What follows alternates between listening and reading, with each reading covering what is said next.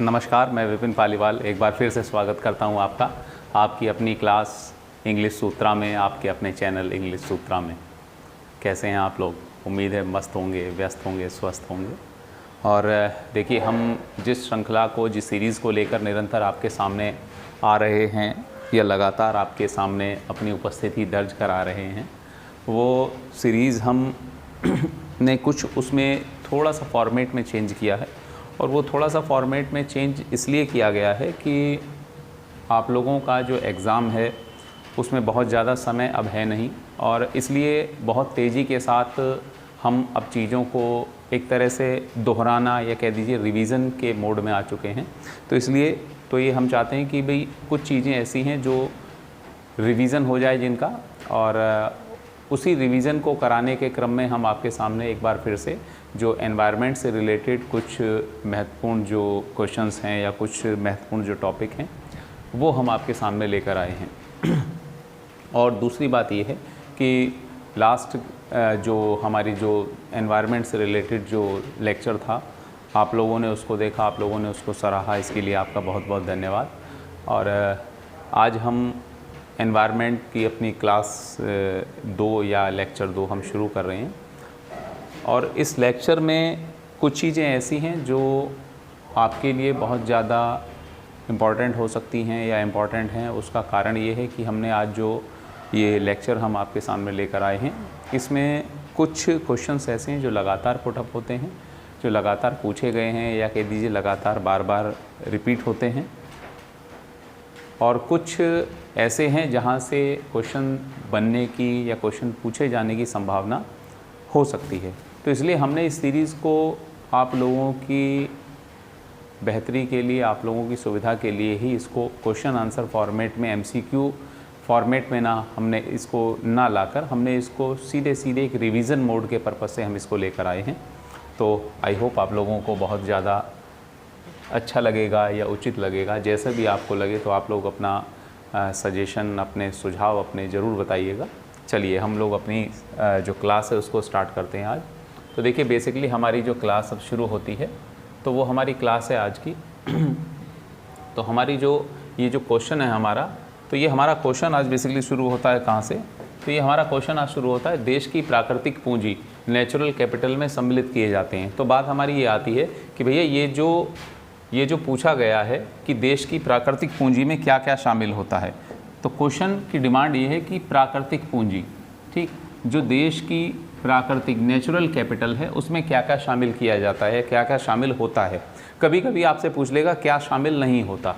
तो देखिए, मूल रूप से जो नेचुरल कैपिटल होती है किसी भी स्टेट की, उसमें उस देश के वन, जल और जो मिनरल्स होते हैं, यानी कि फॉरेस्ट, वाटर और मिनरल्स को काउंट किया जाता है, को शामिल किया जाता है। तो देश की किसी भी देश की प्राकृतिक पूंजी, किसी भी देश की नेचुरल कैपिटल में उस देश में उपस्थित वन, जल और खनिज को शामिल किया जाता है। क्लियर है? चलिए अगली बात करते हैं। अगला क्वेश्चन हमारा क्या है? तो अगले क्वेश्चन की ओर चलते हैं। अगला क्वेश्चन देखिए हमारा ये है कि भाई सौर विकिरण, सोलर रेडिएशन की सबसे महत्वपूर्ण जो सोलर रेडिएशन होता है, तो सोलर रेडिएशन की सबसे महत्वपूर्ण भूमिका कहाँ होगी?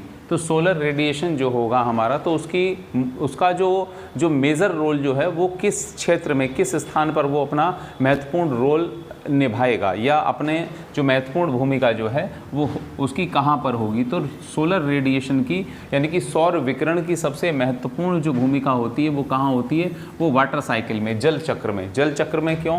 क्योंकि आप इस चीज़ को समझिए कि भाई ये हमारा ये समुद्र का पानी है या किसी भी तरह से, और यहाँ पर अब कंडीशन क्या है कि सोलर रेडिएशन, सूर्य की किरणें इस पर पड़ रही हैं। अब सूर्य की किरणें अगर इस पर पड़ रही हैं तो इस कंडीशन में क्या होगा? तो इस कंडीशन में होगा कि इसका रेडिएशन होकर ये पानी, ये जो वेपराइज होकर क्या होगा? ये वेपराइज होकर पानी क्या होगा? ऊपर उठेगा, ठीक। और अगर ये पानी ऊपर नहीं उठेगा, अगर सोलर रेडिएशन से अगर पानी ऊपर नहीं उठेगा तो क्या होगा? तो फिर समस्याएं होंगी। समस्या क्या? क्योंकि किसी भी तरह की जो मानसूनी घटनाएं हैं, जैसे बारिश है, आपका जो वर्षा है, आपकी जो फॉग है, कोहरा है, या इस तरह की जो भी मानसूनी घटनाएं हैं उनका होना असंभव हो जाएगा, वो मुश्किल उनका होना हो सकता है। तो इसलिए तो इसलिए सौर विकिरण का सबसे महत्वपूर्ण जो रोल है वो किसमें है, वो वाटर साइकिल में है, ठीक, जल चक्र में है। चलिए अगले क्वेश्चन की ओर चलते हैं भैया। अगला क्वेश्चन देखते हैं, हमारा अगला क्वेश्चन क्या है।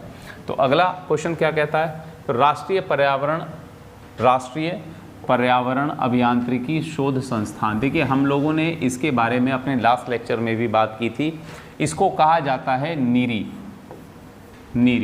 National environment engineering research institute. ये कहाँ पर है, ये है भैया नागपुर में। कहाँ पर है, नागपुर में। आपको इसकी फुल फॉर्म पूछ देगा तो फुल फॉर्म आपके सामने है, राष्ट्रीय पर्यावरण अभियांत्रिकी शोध संस्थान नीरी कहाँ पर है भैया, ये है नागपुर में। और नागपुर बताने की जरूरत नहीं है, नागपुर कहाँ पर है, नागपुर है आपका महाराष्ट्र में। तो नीरी की फुल फॉर्म सीधा शॉर्ट में दे देता है, नीरी कहाँ है या नीरी क्या है। तो नीरी क्या है, राष्ट्रीय पर्यावरण अभियांत्रिकी शोध संस्थान, national environment engineering and research institute. Clear. चलिए अगले क्वेश्चन की ओर चलते हैं भैया। अगला क्वेश्चन देखते हैं। अगला क्वेश्चन क्या है भैया हमारा, अगला क्वेश्चन आता है हमारा क्या, अगला क्वेश्चन हमारा रिलेटेड है किससे, सस्टेनेबल डेवलपमेंट, सतत विकास। तो सतत विकास क्या होता है, पहले इसको समझ लीजिए। सतत विकास आवश्यक है, ठीक, तो सतत विकास आवश्यक है, लेकिन इसको जानने से पहले हम ये जानेंगे कि व्हाट इज सस्टेनेबल डेवलपमेंट, सतत विकास क्या है। देखिए सतत विकास क्या है, तो इसको आप केवल एक सेंटेंस में, एक शब्द में इसको समझ जाइए कि हम किसी भी वस्तु का, हम प्राकृतिक संसाधनों का उपयोग, हम प्राकृतिक संसाधनों का प्रयोग इस प्रकार से और इस मात्रा में करें जिससे आने वाली जनरेशन, जो अपकमिंग नेक्स्ट जनरेशन है, जो आने वाली जो पीढ़ियां हैं, उनके उपयोग के लिए भी वो प्राकृतिक संसाधन उचित मात्रा में या पर्याप्त मात्रा में उपलब्ध रहें या बचे रहें। समझ रहे? मान लीजिए पानी है या फॉरेस्ट है या जो ज़मीनें हैं, हम इन सब का उपयोग उतनी ही मात्रा में, उतनी पर्याप्त मात्रा में, यानी कि अपनी आवश्यकता के अनुसार या अपनी आवश्यकता को थोड़ा कम करके करें, जिससे कि जो पृथ्वी पर जो जल है, जो पीने योग्य स्वच्छ जल है, वो उसकी मात्रा बची रहे, आने वाली पीढ़ियों के लिए वो बचा रहे।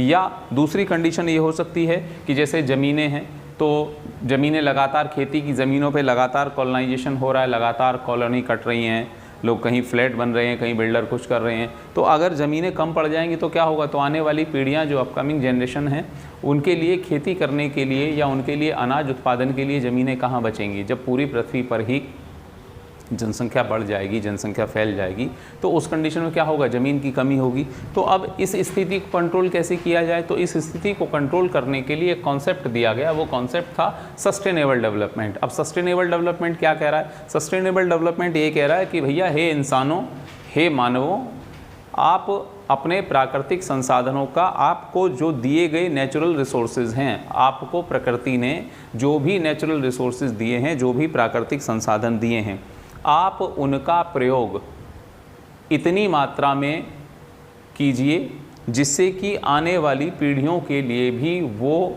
रिसोर्सेज बचा रहे। ऐसा ना हो कि आने वाली पीढ़ियों के लिए कुछ बचे ही ना और आने वाली पीढ़ियां आपको बुरा भला कहें।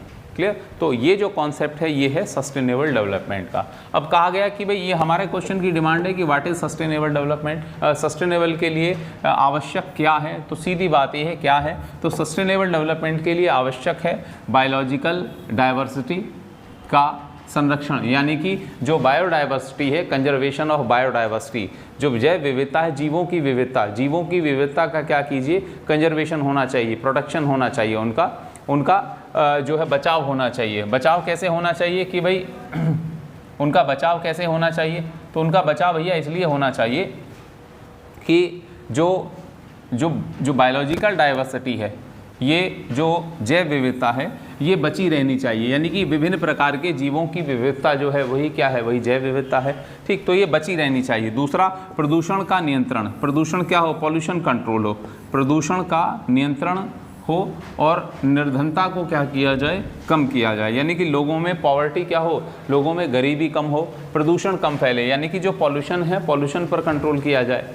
तब जाकर हम क्या कर सकते हैं, तब जाकर हम सस्टेनेबल डेवलपमेंट के कॉन्सेप्ट को क्या कर सकते हैं, कंटिन्यू इसको सस्टेन कर सकते हैं, इसको लगातार इसको अमल में ला सकते हैं, तब जाकर सतत विकास की जो अवधारणा है, सतत विकास का जो कॉन्सेप्ट है, इस अवधारणा को, इस संकल्पना को तभी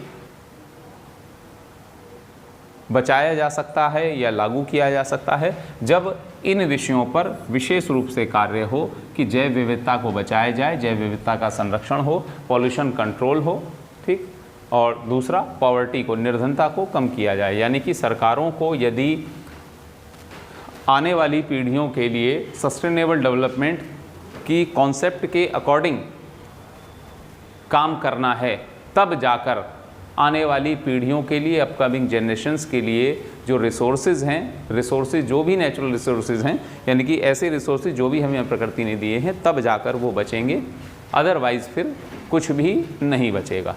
चलिए अगले क्वेश्चन की ओर चलते हैं भैया। अगला क्वेश्चन देखते हैं। अगला क्वेश्चन क्या है हमारा? अब भैया अगला क्वेश्चन ये है कि भाई पृथ्वी शिखर सम्मेलन। अब पृथ्वी शिखर सम्मेलन की हमने लास्ट लेक्चर में अपने में बात की थी, पृथ्वी शिखर सम्मेलन या जिसको कह देते हैं इंग्लिश में अर्थ समिट। तो एक बार एक चीज़ ज़रूर याद रखिएगा भैया, हिंदी मीडियम वालों, आपके लिए एक बड़ी समस्या है। वो समस्या क्या है? वो समस्या ये है कि हिंदी और इंग्लिश मीडियम में पृथ्वी शिखर सम्मेलन, ये आपको अर्थ समिट देकर कभी कभी क्या कर देगा, इस अर्थ समिट को ही हिंदी में लिख कर दे देगा अर्थ समिट, ठीक, पृथ्वी शिखर सम्मेलन ना देकर। तो पृथ्वी शिखर सम्मेलन में 21वीं सदी के लिए पर्यावरणीय विकास, एनवायरमेंटल डेवलपमेंट के लिए कार्यक्रम निर्धारित किए गए। इन कार्यक्रमों को क्या नाम दिया गया था? तो देखो सीधी सीधी बात है, दो चीज़ें याद रखना कि पहली बात तो पृथ्वी शिखर सम्मेलन या अर्थ समिट कब हुई थी? तो अर्थ समिट हुई 1992 में। कहाँ पर हुई? तो ये हमने अपने लास्ट लेक्चर में बताया था कि अर्थ समिट कब हुई, कहाँ हुई। तो 1992 में ब्राज़ीलियन सिटी, ब्राज़ील के शहर रियो डी जेनेरियो में अर्थ समिट हुई थी, ये हमने बात की थी।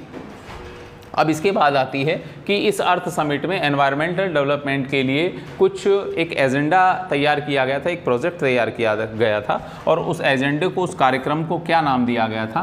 तो उस कार्यक्रम को नाम दिया गया था एजेंडा 21। तो उस कार्यक्रम को नाम दिया गया था भैया एजेंडा 21। ठीक, आपसे सीधा सीधा पूछ लेगा एजेंडा 21 किससे संबंधित है? तो सीधा सीधा आप याद रखना, एजेंडा 21 संबंधित है पर्यावरण संरक्षण से या पर्यावरणीय विकास से।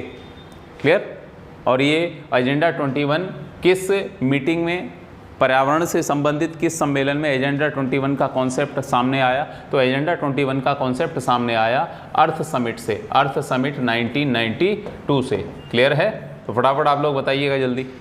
चलिए, तो यहाँ तक मेरा मानना क्लियर है। चलिए, एजेंडा 21 के नाम क्यों दिया गया? तो एजेंडा 21 क्यों रखा गया? तो इसलिए रखा गया कि 21st सेंचुरी में हम एनवायरमेंटल कंजर्वेशन के लिए, हम पर्यावरण के संरक्षण के लिए क्या क्या उपाय करेंगे, क्या क्या कदम उठाएंगे। दुनिया के देशों की सरकारें या ग्लोबल लेवल पर जो है, जो देश हैं वो अपने अपने स्तर पर कौन सा देश क्या करेगा, ये सारी चीज़ें अकॉर्डिंग टू एजेंडा 21 थी। चलिए अब अगले क्वेश्चन की ओर चलते हैं भैया। अगला क्वेश्चन क्या है? तो अगला क्वेश्चन है हमारा Rio+20। ठीक, तो अगला क्वेश्चन है Rio+20 डिक्लेरेशन या Rio+20 रिजोल्यूशन। Rio+20 का शीर्षक क्या था? तो Rio+20, तो रियो के 20 साल बाद, रियो की जो अर्थ समिट हुई थी उसके 20 साल बाद जो डिक्लेरेशन की गई, उस डिक्लेरेशन का, उस घोषणा का शीर्षक क्या था? तो उस घोषणा का शीर्षक था the future we want, the future we want. तो द फ्यूचर वी वांट किससे संबंधित है? तो किसका घोषणा पत्र है? तो Rio+20 घोषणा पत्र है। यानी कि रियो के अगले 20 साल बाद जो डिक्लेरेशन हुई हैं, उनमें जो डिक्लेरेशन, जो घोषणाएं की गई, उन घोषणा को करने के लिए जो शीर्षक रखा गया, जो टाइटल रखा गया, तो वो टाइटल का नाम था the future we want, the future we want. चलिए अगले क्वेश्चन की ओर चलते हैं भैया। अगला क्वेश्चन देखते हैं। अगला क्वेश्चन क्या है हमारा? अगला क्वेश्चन है भैया हमारा ये कि पृथ्वी के चारों ओर गैसों के समूह, ग्रुप ऑफ गैसेस, पृथ्वी के चारों ओर ग्रुप ऑफ गैसेस को क्या कहा जाता है? तो गैसों के समूह को क्या कहेंगे? सब सीधा बिल्कुल बेसिक चीज़ है। देखिए यहीं से क्वेश्चन लगातार इसी तरह के क्वेश्चन कंफ्यूज करने के लिए एग्जामिनर कभी कभी दे देता है। तो देखिए पृथ्वी के चारों ओर के ग्रुप ऑफ गैसेस को, पृथ्वी के चारों ओर के समूह को क्या कह देते हैं? वायुमंडल, वायुमंडल यानी कि एटमॉस्फेयर।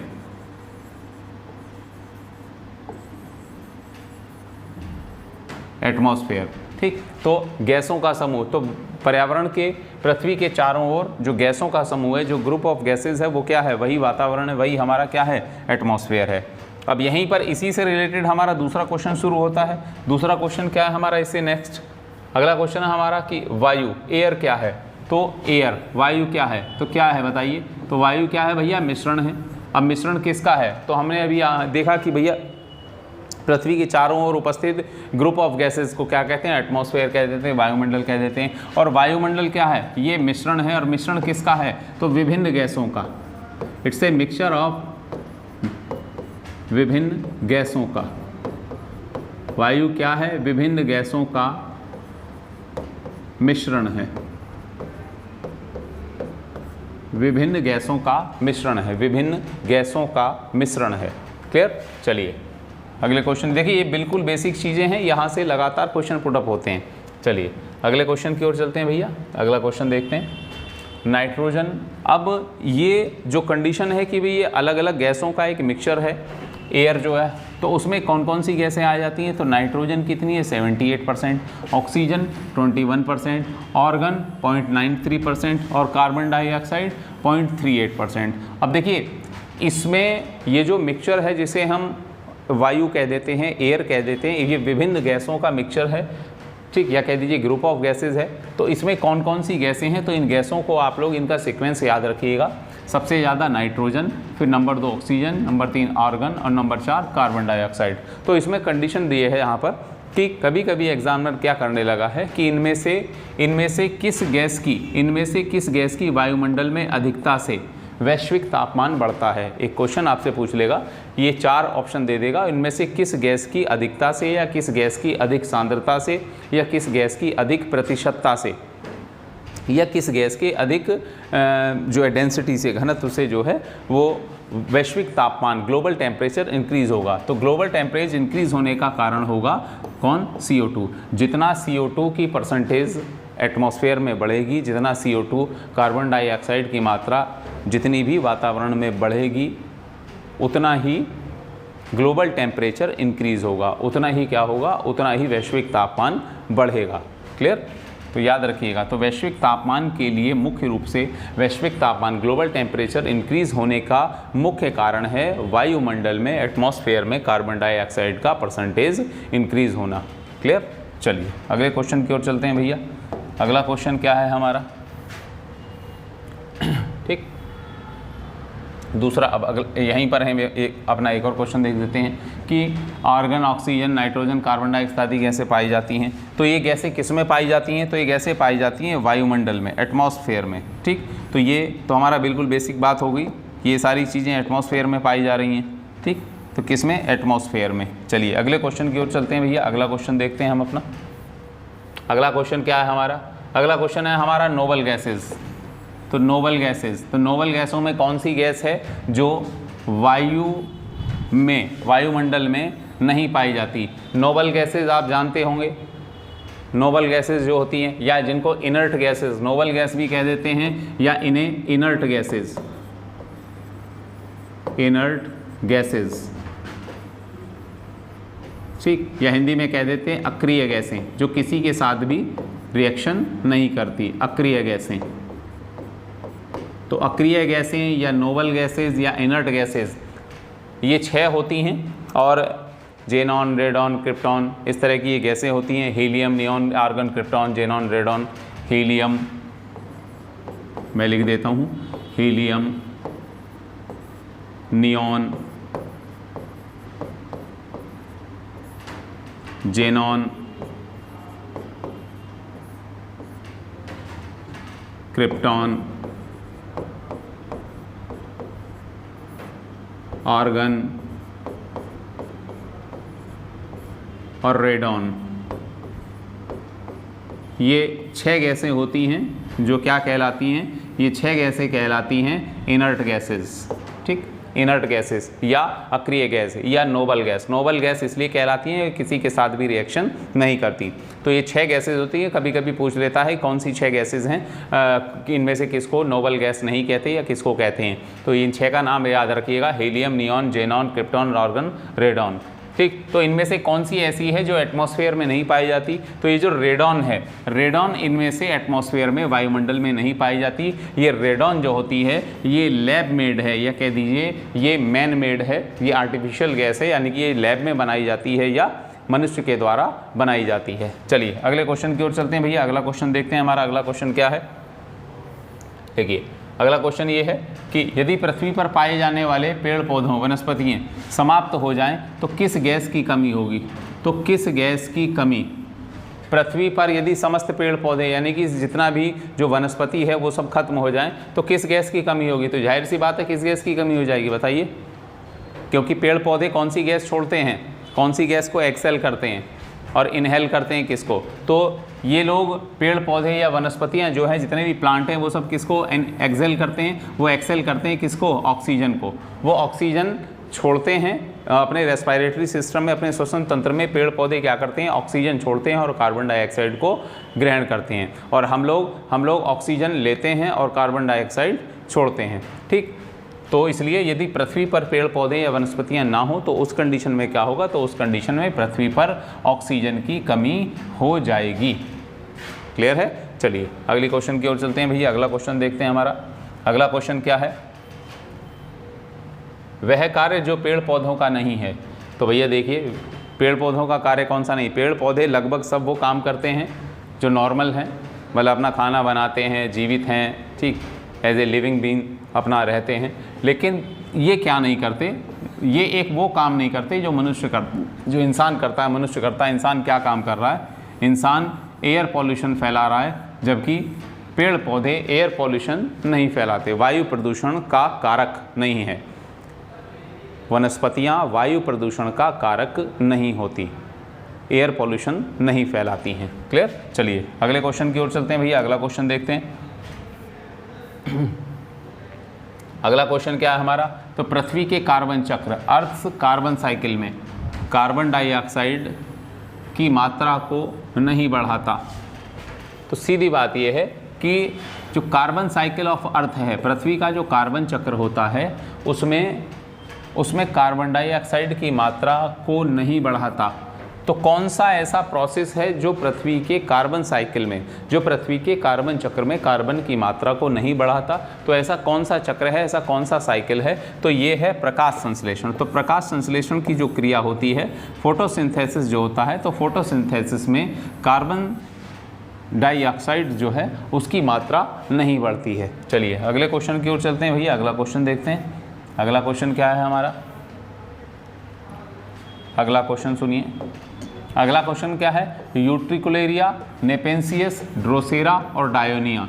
इस क्वेश्चन को याद रखिएगा, स्पेशली ये इंपॉर्टेंट लिख दे रहा हूँ मैं, ठीक। यूट्रिकुलेरिया, इन ये जो बेसिकली यूट्रिकुलेरिया, ये कुलेरिया है, यूट्रिकुलेरिया, नेपेंसियस, ड्रोसेरा और डायोनिया आदि पौधे हैं। लेकिन कैसे पौधे हैं? ये इंसेक्टिवायरस प्लांट हैं। इंसेक्टिवायरस प्लांट्स मतलब ये क्या हैं? ये कीटभक्षी पौधे हैं। कीटभक्षी पौधे मतलब ऐसे पेड़ पौधे जो कीटभक्षी होते हैं, ऐसे पेड़ पौधे जो कीटभक्षी होते हैं। कीटभक्षी का मतलब ये है कि जो अपनी खाने की, अपने भोजन की आवश्यकता को पूरा करने के लिए कीट पतंगों को, इंसेक्ट को, जो इंसेक्ट होते हैं, जो कीट पतंगे होते हैं, उनको खाते हैं। अब एक बात आती है कि यहाँ पर एक क्वेश्चन आता है कि भैया फिर ये बताइए आप कीजिए, तो फिर ये पौधे, ज़्यादातर हम बचपन से पढ़ते आ रहे हैं कि पौधे तो अपना भोजन बनाते हैं, फोटोसिंथेसिस का जो प्रोसेस होता है, तो फोटोसिंथेसिस के प्रोसेस में तो पेड़ पौधे अपना खाना बनाते हैं। तो क्या ये जो इंसेक्टिवायरस प्लांट होते हैं, तो इंसेक्टिवायरस प्लांट अपना फोटोसिंथेसिस नहीं करते या अपना खाना नहीं बनाते? तो भैया बात ये आती है कि ये अपना भोजन स्वयं बनाते हैं, अपना खाना बनाते हैं। फोटोसिंथेसिस का जो प्रोसेस है वो इन इंसेक्टिवायरस प्लांट में भी होता है, लेकिन उसके बावजूद इनकी भोजन की पूर्ति नहीं हो पाती, या कह दीजिए कि इनमें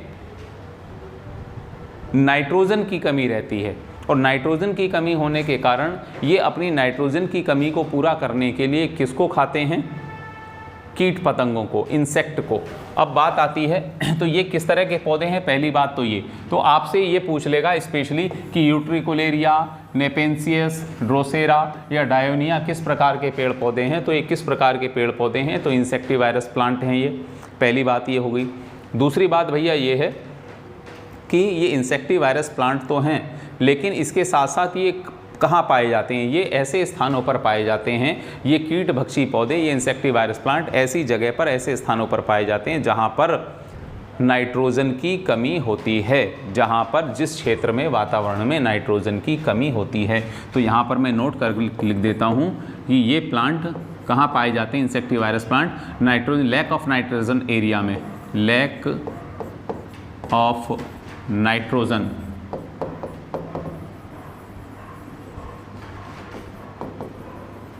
लैक ऑफ नाइट्रोजन एरिया में, यानी कि ऐसे क्षेत्र में जहां नाइट्रोजन की कमी होती है। और ये कीट भक्षी होते हैं, तो कीट भक्षी होने के कारण ये जब कीट पतंगों को, इंसेक्ट को खाते हैं तो किसकी कमी को पूरा करने के लिए, नाइट्रोजन की कमी को पूरा करने के लिए, नाइट्रोजन की कमी, नाइट्रोजन की कमी को पूरा करने के लिए, पूरा करने के लिए ये इंसेक्ट को खाते हैं, इंसेक्ट यानी कीट पतंगों को खाते हैं, और इसीलिए क्या कहलाते हैं, कीट भक्षी पौधे। ठीक, ज़्यादातर जो हिल्स एरिया होते हैं, हिल्स एरिया जैसे मतलब पहाड़ी क्षेत्र, जैसे हिमाचल हुआ, उत्तराखंड हुआ, आपका मेघालय हुआ, मणिपुर हुआ, ठीक, अरुणाचल हुआ, तो इन क्षेत्रों में विशेष रूप से ये पौधे जो हैं पाए जाते हैं। क्लियर। कभी कभी पूछ लेता है कीट भक्षी पौधे जो इंसेक्टिवायरस प्लांट हैं वो कहाँ पाए जाते हैं, तो कहाँ पाए जाते हैं, तो पहाड़ी क्षेत्रों में। आप लोग विशेषकर ध्यान रखिएगा, पहाड़ी क्षेत्रों में, ठीक, या पर्वतीय क्षेत्रों में। दूसरी बात है कि इनमें कौन सी कमी होती है, तो नाइट्रोजन की कमी होती है। नाइट्रोजन की कमी को पूरा करने के लिए ये कीट पतंगों को, इंसेक्ट को खाते हैं। चलिए अगले क्वेश्चन की ओर चलते हैं भैया। हमारा अगला क्वेश्चन क्या है, अगली बात देखिए, अब बात आती है इकोलॉजिकल स्टडीज़, पर्यावरणीय अध्ययन। इकोलॉजिकल जो स्टडीज़ है, पर्यावरणीय जो अध्ययन है, इकोलॉजिकल स्टडीज़ की आधारभूत इकाई है, यानी कि what is the basic unit of ecological structure या इकोलॉजिकल स्टडीज़। तो भैया पर्यावरण अध्ययन की या पारिस्थितिक अध्ययन की जो बेसिक इकाई है, जहाँ से बिल्कुल मूल शुरुआत है किसकी, पर्यावरण अध्ययन की या पारिस्थितिक अध्ययन की, उसको कहते हैं इकोसिस्टम। ठीक, तो पारिस्थितिकी तंत्र। तो पारिस्थितिकी तंत्र क्या है कि एक विशेष क्षेत्र में पाए जाने वाले जीव जंतुओं या पेड़ पौधों या विभिन्न वनस्पतियों की श्रृंखला को मिलाकर उस क्षेत्र का क्या बनता है, इकोसिस्टम बनता है। तो इस इकोलॉजिकल स्टडीज़ की जो बेसिक यूनिट है वो है पारिस्थितिकी तंत्र। तो आप इस चीज़ को, इस शब्द को याद रखिएगा, यहाँ से बिल्कुल बेसिक क्वेश्चन बनता है कि पारिस्थितिक तंत्र की मूल इकाई, ठीक, या प्रारंभिक इकाई या आरंभिक इकाई क्या है, तो वो है पारिस्थितिकी तंत्र, इकोसिस्टम। चलिए अगले क्वेश्चन की ओर चलते हैं भैया। अगला क्वेश्चन देखते हैं। ठीक, अगले क्वेश्चन, पारिस्थितिकी तंत्र इकोसिस्टम का प्रमुख चालक बल माना जाता है। ठीक, तो मेन फोर्स ऑफ इकोसिस्टम, तो मेन फोर्स ऑफ इकोसिस्टम क्या है, तो सोलर रेडिएशन। तो सोलर रेडिएशन, तो सोलर रेडिएशन क्यों माना जाता है, सोलर रेडिएशन इसलिए माना जाता है कि भैया जो इकोसिस्टम है, तो इकोसिस्टम में विभिन्न प्रकार के पेड़ पौधे, ठीक, सब होते हैं, और जीव जंतु होते हैं, ठीक, एक्वेटिक एनिमल्स होते हैं। तो उन सब को जो ऊर्जा मिलती है तो वो किससे मिलती है, वो सोलर रेडिएशन से। ठीक, तो इसलिए इसका मेन चालक बल जो है, इसका जो मेन फोर्स है वो माना जाता है कौन, वो माना जाता है सोलर रेडिएशन को। चलिए भैया अगले क्वेश्चन की ओर चलते हैं। आप लोग बताइएगा कमेंट के माध्यम से कि हमारी ये सीरीज़, हमारा यह प्रयास आपको कुछ जो है फ्रूटफुल है आपके लिए, कैसा है, या आपके जो सजेशन हो। और दूसरी बात ये है कि आप लोगों के लिए हम लोग आपके एग्ज़ाम के बाद कुछ नए कलेवर के साथ, कुछ नए तेवर के साथ या कुछ नई चीज़ों के साथ आपके सामने हम लोग हाजिर होंगे, हमारा प्रयास है। तो स्टे ट्यून विद अस। ठीक, चलिए अगले क्वेश्चन की ओर देखते हैं भैया। अब बात आती है डाइट नेट की विविधता में वृद्धि का पारिस्थितिकी तंत्र पर क्या प्रभाव पड़ता है, यानी कि खाद्य जाल या आहार जाल, खाद्य श्रृंखला या खाद्य जाल, या इसको कह देते हैं आहार जाल में की विविधता, यानी कि जब विविधता हो जाए, डाइवर्सिटी इन डाइट नेट, यानी कि जो खाने पीने की जो चीज़ें हैं, जब उनमें यदि वृद्धि हो जाती है तो पारिस्थितिकी तंत्र पर क्या प्रभाव पड़ता है, तो इकोसिस्टम पर उसका क्या इफ़ेक्ट पड़ता है, इकोसिस्टम पर उसका क्या प्रभाव पड़ेगा। जब आहार जाल में विविधता हो जाए खाने पीने की चीज़ों की, तो खाने पीने की चीज़ों की आहार जाल में विविधता हो गई है, डाइवर्सिटी हो गई है, तो उस कंडीशन में इकोसिस्टम पर क्या प्रभाव पड़ेगा? तो भैया स्थिरता में, इकोसिस्टम जो होता है उसकी स्थिरता में वृद्धि होती है। स्थिरता में वृद्धि क्यों होगी? अब इस चीज़ को समझिए। स्थिरता में वृद्धि इस कारण से होगी कि हमारे पास पहले तो खाने पीने के लिए कुछ, मान लीजिए कुछ 1 या 2 ऑप्शन हैं, और अब ये इकोसिस्टम है, मान लीजिए ये एक पर्टिकुलर एरिया का इकोसिस्टम है, ठीक। और इसमें पहले तो थे ये केवल 4 ऑप्शन लोगों को खाने पीने का जो सामान था वो, लेकिन अब यहाँ पर जो फूड वेब या कह दीजिए जो आहार जाल या डाइट नेट अवेलेबल हुआ, उसमें क्या हो गई? उसमें डाइवर्सिटी हो गई, यानी कि उसमें ऑप्शन बहुत हो गए। अब दुनिया भर की चीज़ें हो गई खाने पीने की, तो अब दुनिया भर की जब चीज़ें हो गई तो ये क्या होगी? तो ये होगी डाइवर्सिटी, ये होगी क्या? विविधता। अब जीवों की विविधता हो गई, अब जीवों की इसमें विविधता होगी, डाइवर्सिटी होगी। अब डाइवर्सिटी हो गई तो स्थिरता में क्या होगा? तो स्थिरता में क्या होगा? तो जो इकोसिस्टम है, इकोसिस्टम पर इसका क्या प्रभाव पड़ेगा? इकोसिस्टम पर प्रभाव ये पड़ेगा कि जो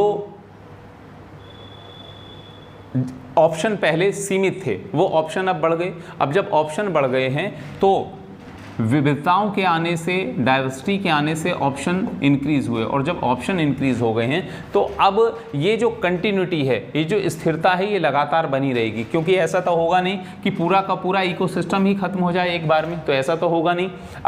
अगर 4 जीव खाए जाएंगे तो हो सकता है इधर 4 जीव नए भी उत्पन्न हों। यहाँ पर अगर 8 जीव जंतु खत्म होंगे तो हो सकता है यहाँ पर 20 नए जीव जंतु भी पैदा हों। क्लियर? तो इस कंडीशन में क्या होगा कि लगातार कंटिन्यूटी, लगातार स्थिरता जो है वो बनती रहेगी और वो लगातार इंक्रीज होगी, लगातार उसमें वृद्धि होगी। चलिए अगले क्वेश्चन की ओर चलते हैं। अगला क्वेश्चन देखते हैं भैया। अगला क्वेश्चन क्या है हमारा? तो अगला क्वेश्चन है हमारा पारिस्थितिकी तंत्र। पारिस्थितिकी, इकोसिस्टम जो वर्ड है उसका प्रयोग सर्वप्रथम किसने किया था? तो भैया इस बात को आप लोग बिल्कुल गांठ बांध लीजिएगा, अपनी मेमोरी में फीड कर लीजिएगा इस बात को कि ये जो इकोसिस्टम वर्ड वाला ये जो क्वेश्चन है, ये कम से कम, जहाँ तक मेरी जानकारी में, कम से कम 50 बार पुटअप हो चुका है, 50 बार पूछा जा चुका है, और जब तक एग्ज़ाम होंगे तब तक ये वर्ड जो है, ये टर्मिनोलॉजी जो है लगातार पूछी जाती रहेगी। तो मेरा मानना है कि इसका पहली बार प्रयोग जो है, ये मुझे ऐसा नहीं लगता कि बताने की ज़रूरत है, लेकिन फिर भी बच्चे बहुत ज़्यादा कन्फ्यूज हो जाते हैं। तो A.G. टेंसले नाम के एक वैज्ञानिक थे, उन्होंने पहली बार जिस वर्ड का यूज़ किया था एनवायरमेंटल स्टडीज़ में, वो वर्ड था इकोसिस्टम। A.G. टेंसले। क्लियर? चलिए अगले क्वेश्चन की ओर चलते हैं भैया। अगला क्वेश्चन क्या है? अगला क्वेश्चन की बात करते हैं। अगला क्वेश्चन क्या है? तो अगला क्वेश्चन है रेस्पिरेशन है। रेस्पिरेशन क्या है? रेस्पिरेशन एक अपचायक है।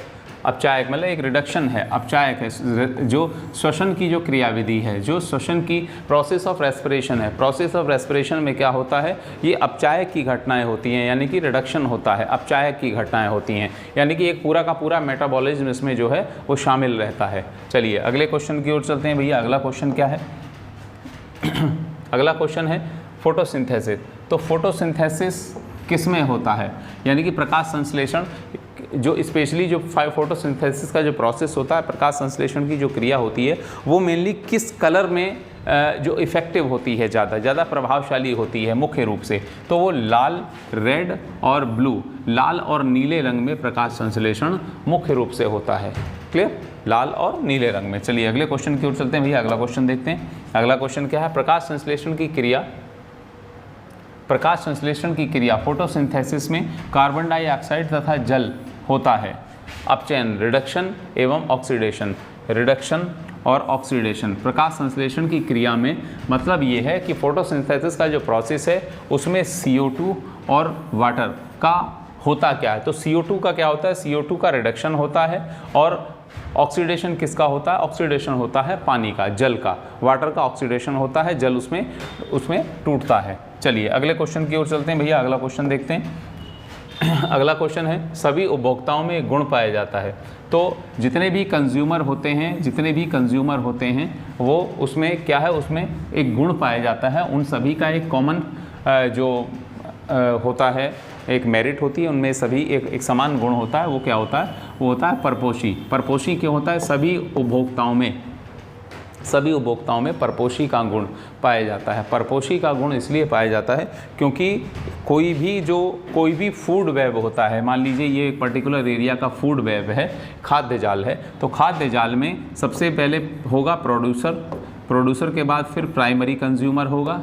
तो प्राइमरी कंज्यूमर जो है, ये प्राइमरी कंज्यूमर किस पर डिपेंड है, ये प्रोड्यूसर पर डिपेंड है, ठीक। और प्राइमरी कंज्यूमर जो प्रोड्यूसर पर डिपेंड है, तो प्राइमरी कंज्यूमर के बाद क्या होगा, प्राइमरी कंज्यूमर के बाद एक और व्यक्ति होगा जो होगा सेकेंडरी कंज्यूमर, ठीक। तो सेकेंडरी कंज्यूमर पर भी कोई डिपेंड होगा, सेकेंडरी कंज्यूमर पर डिपेंड होगा टर्सरी कंज्यूमर, तृतीयक उपभोक्ता। तो यानी कि सभी उपभोक्ता क्या है, सभी उपभोक्ता परपोषी हैं, यानी कि एक दूसरे पर एक तरह से पैरासाइट हैं, ये परपोषी हैं, ये एक दूसरे पर डिपेंड हैं। तो इसलिए सभी उपभोक्ताओं में, सभी जो कंज्यूमर होते हैं, उपभोक्ता जो भी हो, किसी भी एक पर्टिकुलर जो है आपका इकोसिस्टम में कह दीजिए, तो वो सब क्या होते हैं, तो वो सब पैरासाइट, जस्ट लाइक पैरासाइट होते हैं, परपोषी होते हैं, और उनमें एक समान गुण पाया जाता है। वो समान गुण क्या होता है, वो होस्ट का, परपोषी का। क्लियर। चलिए अगले क्वेश्चन की ओर चलते हैं भैया। अगला क्वेश्चन देखते हैं। अगला क्वेश्चन क्या है, वे जंतु, बहुत अच्छा क्वेश्चन है, यहाँ से ये क्वेश्चन आया हुआ है। ये वे जंतु जो दूसरे जंतुओं का शिकार, एनिमल हंटिंग करते हैं, जो दूसरे जंतुओं का शिकार करके अपना भोजन प्राप्त करते हैं, कहलाते हैं। तो ऐसे जंतु जो दूसरे जंतुओं का, ऐसे जीव जंतु जो दूसरों का शिकार करके अपना भोजन प्राप्त करते हैं, क्या कहलाते हैं, तो प्रीडेटर्स। तो प्रीडेटर्स जस्ट लाइक क्या, जैसे शेर है, टाइगर है, लायन है, टाइगर है, तो ये सब क्या है, ये सब दूसरे जीव जंतुओं को हंटिंग करते हैं, दूसरे जीव जंतुओं के शिकार करते हैं और उन पर डिपेंड रहते हैं, उन्हें मारकर खाते हैं। तो ये सब all of these are the predators. चलिए अगले क्वेश्चन की ओर चलते हैं भैया। अगला क्वेश्चन देखते हैं हमारा। अगला क्वेश्चन है, कुछ जंतु शाकाहारी व मांसाहारी होते हैं, दोनों होते हैं।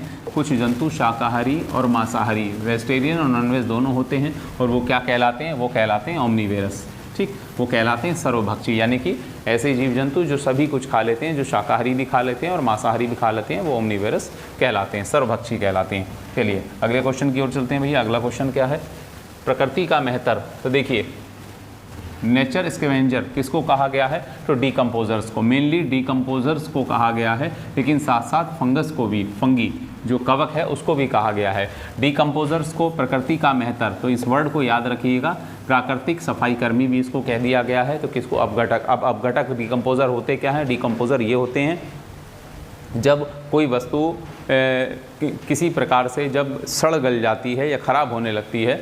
मान लीजिए भोजन रखा है, खाना रखा है, और खाना रखने के बाद 4 से घंटे बाद उसमें वो ख़राब हो जाता है। तो ख़राब होने का कारण क्या है कि उसमें डीकम्पोजर्स का पैदा होना या उसमें फंगी का पैदा होना, ठीक।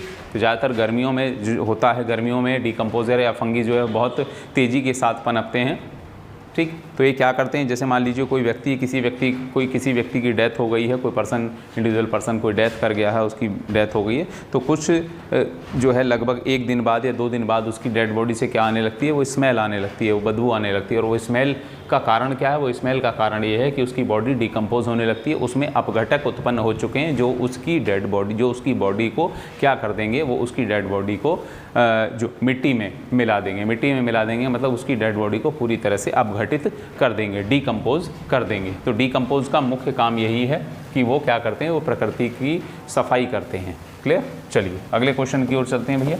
अगला क्वेश्चन क्या है,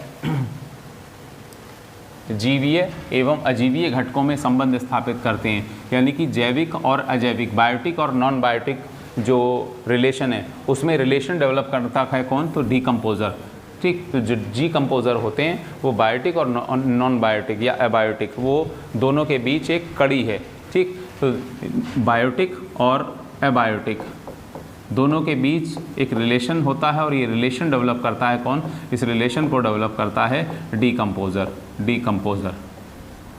क्लियर। चलिए अगले क्वेश्चन की ओर चलते हैं भैया। अगला क्वेश्चन देखते हैं। अगला क्वेश्चन क्या है हमारा, फूड चेन में ऊर्जा का प्रवाह होता है, यानी कि जो फूड चेन होती है, फूड चेन में एनर्जी किस ओर चलती है, ऊर्जा का जो एनर्जी का जो डायरेक्शन होता है वो किस में होता है, वो एक ही दिशा में होता है। फूड चेन में एनर्जी एक ही दिशा में चलती है, खाद्य श्रृंखला में ऊर्जा जो है वो एक ही दिशा में चलती है, यानी कि मतलब है, क्योंकि ऊर्जा, एनर्जी का आप लोगों ने अगर फिजिक्स में पढ़ा हो कि भाई एनर्जी का लॉस नहीं होता, एनर्जी की हानि, ऊर्जा की हानि नहीं होती, ऊर्जा क्या चलती रहती है, वो पर्टिकुलर एक सेम डायरेक्शन में चलती रहती है। तो ऊर्जा का प्रवाह, ये क्वेश्चन कई बार पूछा गया है कि फूड चेन में एनर्जी किस डायरेक्शन में चलती है, तो एक ही मतलब स्ट्रेट डायरेक्शन में, एक सीधी रेखा में चलती है। चलिए अगले क्वेश्चन की ओर चलते हैं भैया। अगला क्वेश्चन देखते हैं। एक संपूर्ण समुदाय यानी कि एक इकोसिस्टम के सभी जीवों में संबंध स्थापित करता है।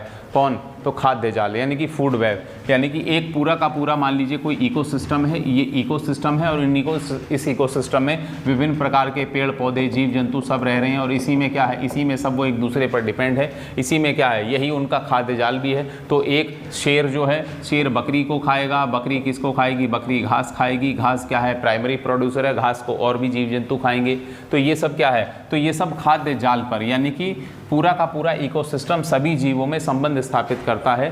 तो वो जो इकोसिस्टम संबंध स्थापित करता है वो कौन सा इकोसिस्टम के द्वारा होता है, वो खाद्य जाल।